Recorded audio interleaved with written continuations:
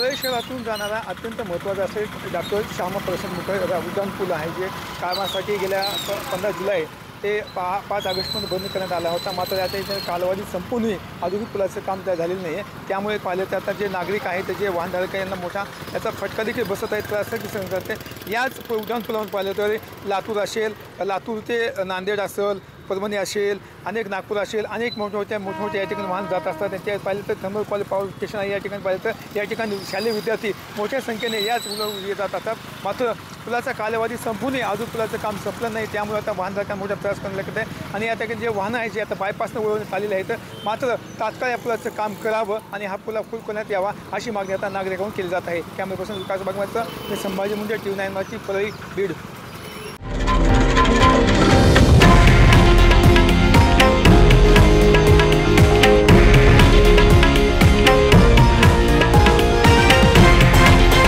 हे आहे देशातील नंबर 1 न्यूज नेटवर्क आणि आपण पाहत आहात TV9 मराठी, एकमेव.